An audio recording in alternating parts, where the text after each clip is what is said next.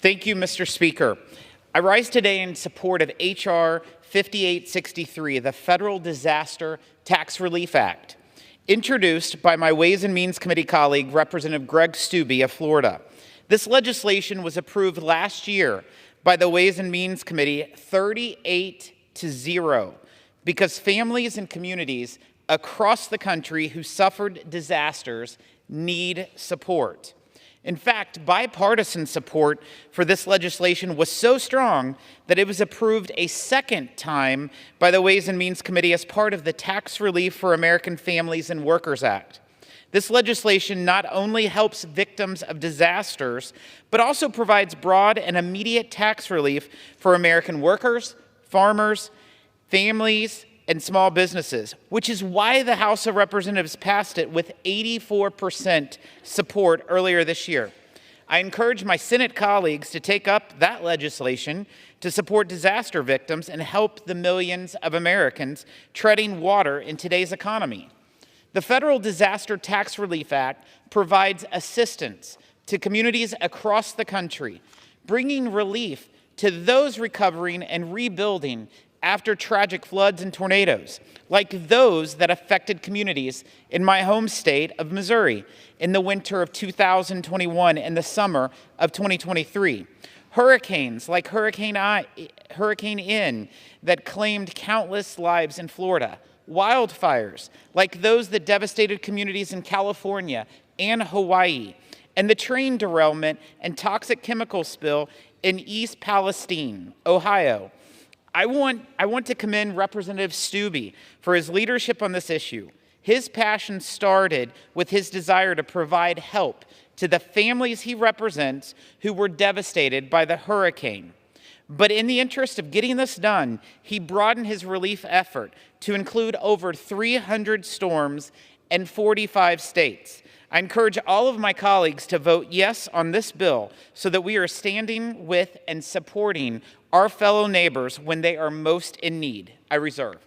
Gentleman reserves. Gentleman from California is recognized.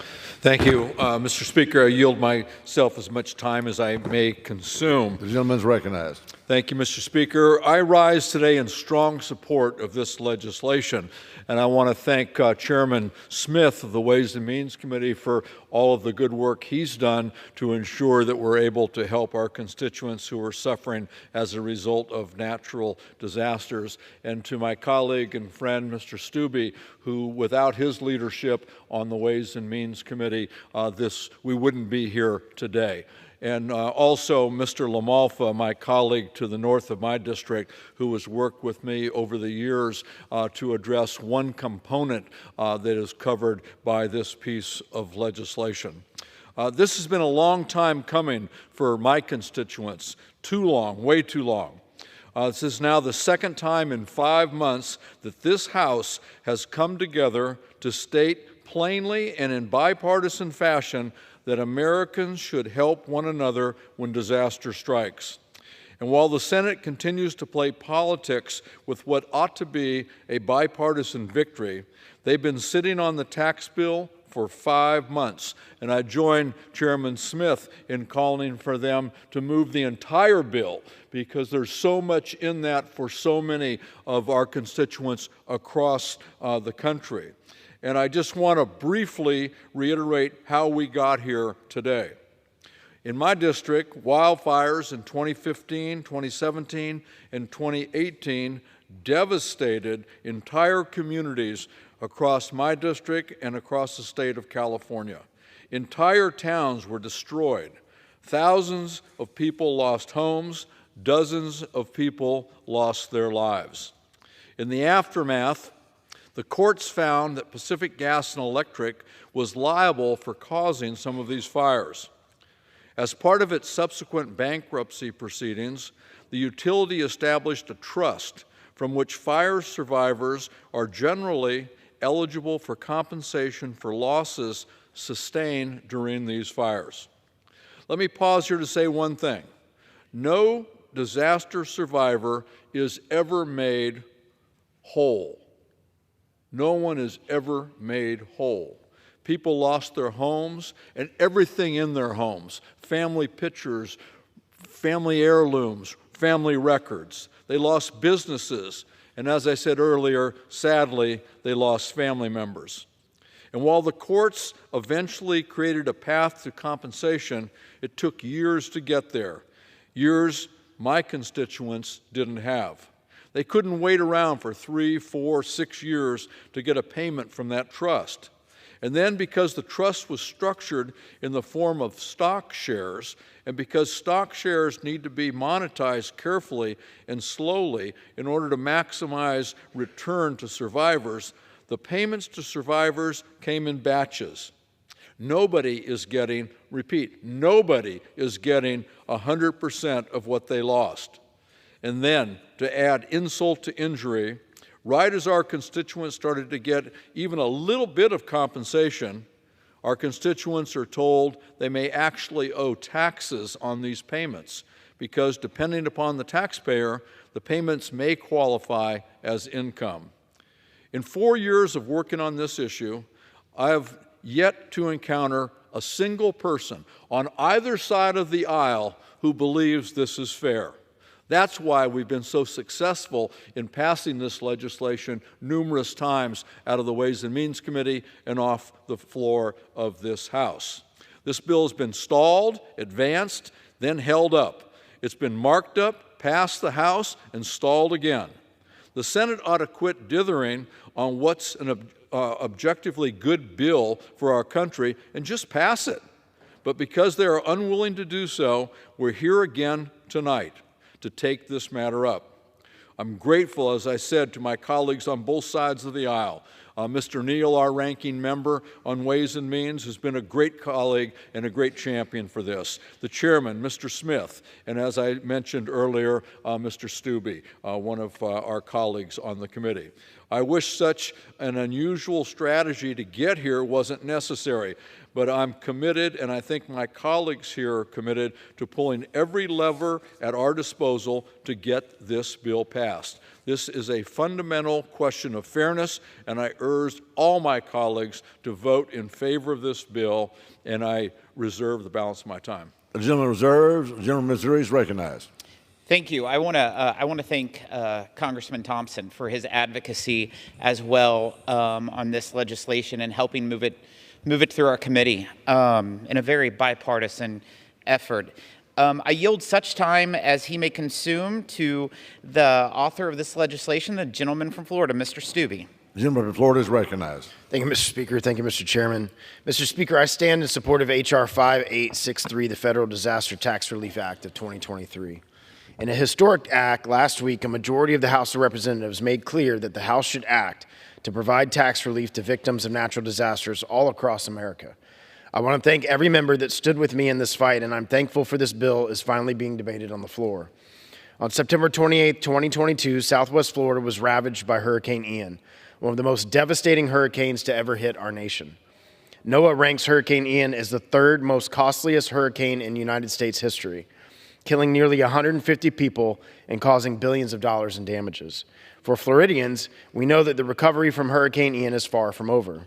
Despite experiencing numerous hurricanes yearly, Floridians are resilient. I've been working tirelessly on disaster relief legislation for Floridians to recover from various storms that have decimated so many communities around our state. The most recurring and pressing issue I hear in my district is that the Suncoast is still waiting for Congress to do its job to provide much-needed relief. More than a year and a half after the landfall of Hurricane Ian, Congress has yet to provide disaster relief for those impacted financially by Ian. I've received thousands of letters, calls, and pleas for help from people in my district who have incurred tens of thousands of dollars in recovery expenses and are having a hard time getting ahead. On 8 separate occasions since 2002, Congress has provided tax relief to victims of natural disasters.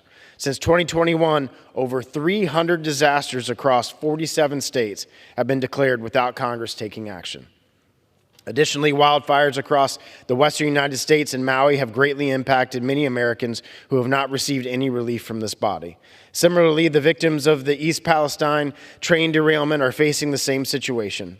This bill helps everyday Americans and provides them the ability to deduct their expenses from a natural disaster from their taxes. This bill will not just aid Hurricane Ian victims. It will provide relief to the millions of Americans around the country who are victims of federally declared disasters. It will help victims of flooding in the Midwest. And the Pacific Northwest, victims of wildfires will get the relief they deserve. Those affected by severe winter storms in the Northeast will benefit from this tax deduction. Our friends in Texas who have experienced damage from a wide variety of disasters, including winter storms, tornadoes, flooding, and fires. In short, this is not a problem that just affects Florida or California. This impacts millions of American families, and Congress must act to provide them relief. I'm grateful to be supported by many of my colleagues on both sides of the aisle to lead the fight for Americans all across the country to get disaster relief. Disaster relief is not a Democrat problem or a Republican problem. It's something that all of us face. I would like to give a sincere thanks to members and staff who have worked tirelessly on this bill. I would like to give a special thanks to California Congressman Mike Thompson, Jimmy Panetta, Doug LaMalfa, as well as Congresswoman Jill Takuda of Hawaii for their leadership on this effort. I would also like to thank former Congressman Bill Johnson, who represented East Palestine, Ohio, and played an important role with this bill, and a special thanks to Ways and Means Committee Chairman Jason Smith for passing this bill out of the committee. The constituents of my district and the districts each of you represent are in need of help. And today I urge swift passage of this bill on the House floor and urge expeditious consideration in the Senate so that Americans all across America can get much needed relief. I yield back. The gentleman from Florida yields back. The gentleman from Missouri reserves. The gentleman from California is recognized. Mr. Speaker, I'd like to yield 2 minutes to the gentlelady from Hawaii, Ms. Takuda, who knows firsthand the tragedy of wildfire. Her constituents experienced a horrific disaster in her district, in her home state, and she has been there with them every step of the way, and she's here on their behalf again tonight. Thank you for your support, and I yield. The gentlelady from Hawaii is recognized for 2 minutes. Thank you, Mr. Speaker. I rise in strong support of H.R. 5863, the Federal Disaster Tax Relief Act of 2023. It will keep survivors hard-earned money in their pockets and help them in getting their lives back to normal as soon as possible, whatever that normal might look like. Seeing the overwhelming challenges faced by the survivors of the Maui wildfires, our ohana, I introduced H.R. 5873, the Natural Disaster Tax Relief Act of 2023, last October, to lessen the tax burden faced by disaster survivors and ensure they have the financial resources to support their ohana. Since then, far too many people continue to struggle with recovery costs that no one could ever budget for across our countries through all disasters, current, those to come, and so far in the past. They've reached deep into their savings. They've gone into debt to feed their keiki, to cover their mortgages, to pay for education and healthcare costs, and rebuild their homes, businesses, and livelihoods.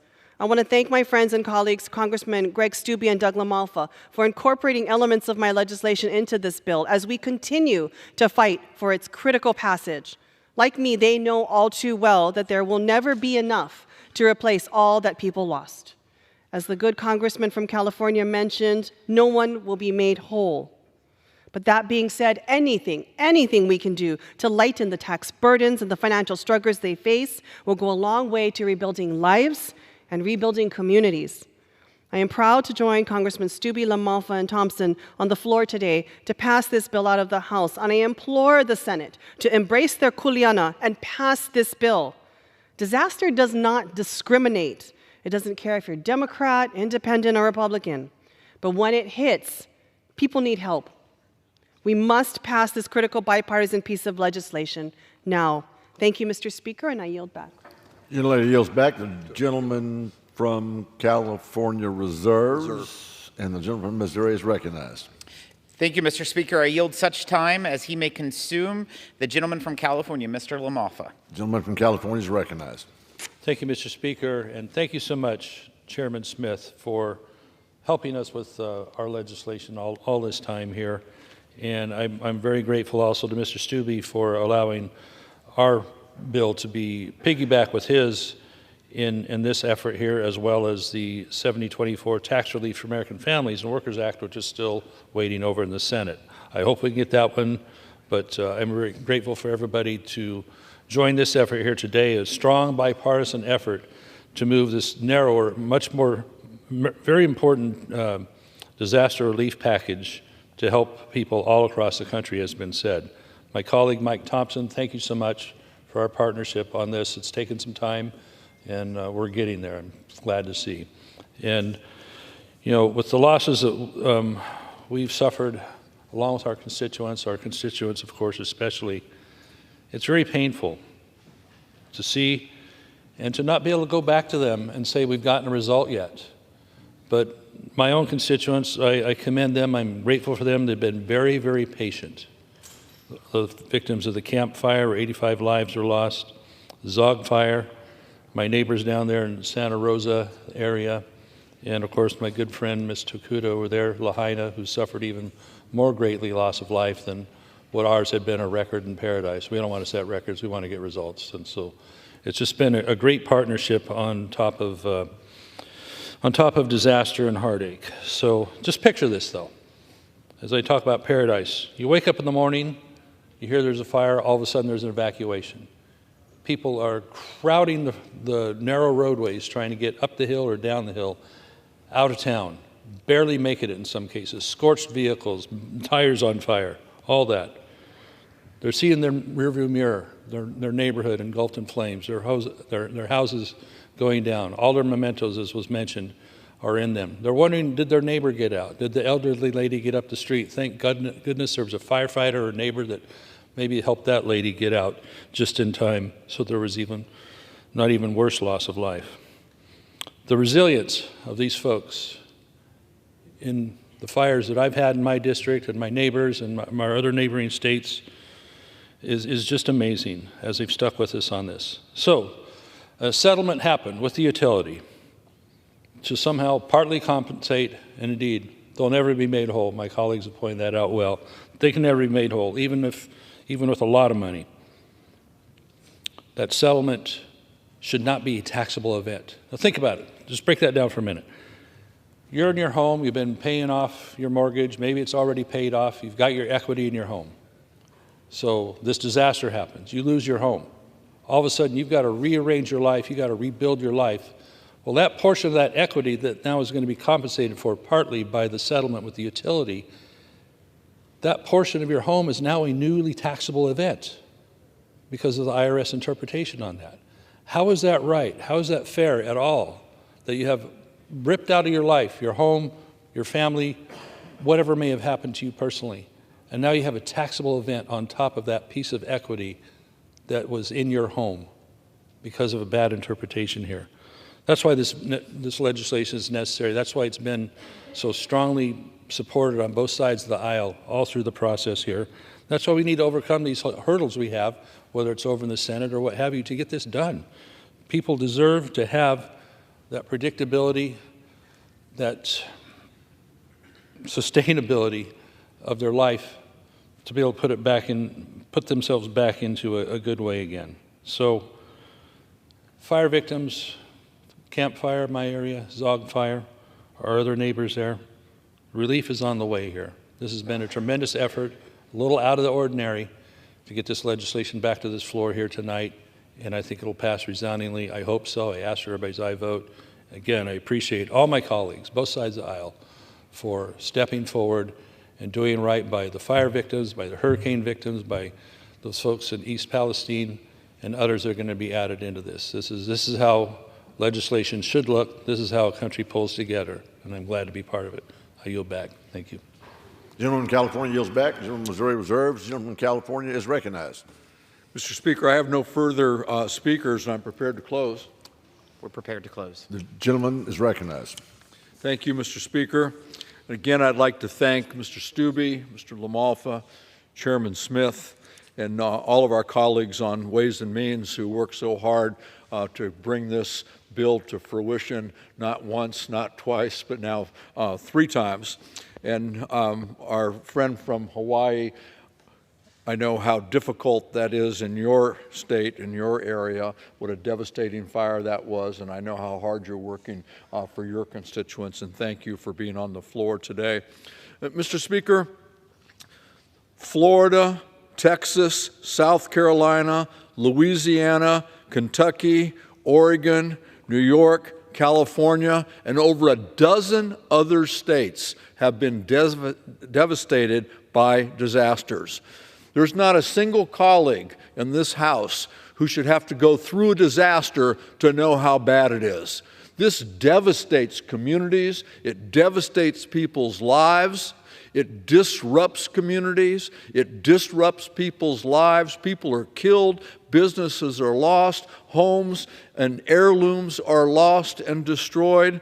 The least that we can do is to come to the aid of our constituents, our fellow Americans, in time of disaster and in time of great need. And that's what we're doing today. This is commendable work by the Ways and Means Committee, and every member in this House should be proud to come to the floor and vote to support their friends, their neighbors, their constituents in these very, very dark times. And I yield back the balance of my time. The gentleman from California yields back. The gentleman from Missouri is recognized.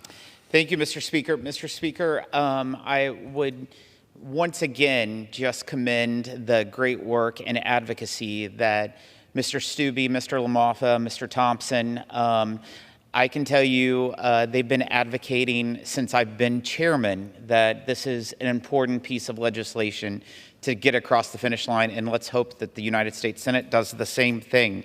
With that, I urge all members to support this bill, and I yield back. The question is, will the House suspend the rules and pass the bill H.R. 5863 as amended? Those in favor say aye. Those opposed say no. In the opinion of the chair, 2/3 being in the affirmative. Mr. Speaker. Mr. For what purpose, gentleman from Missouri seek recognition? Mr. Speaker, on that, I demand the yeas and nays. The yeas and nays are requested. All those in favor of taking this vote by the yeas and nays will rise and remain standing until counted. A sufficient number having risen, the yeas and nays are ordered. Pursuant to Clause 8 of the Rule 20, further proceedings on this question will be postponed.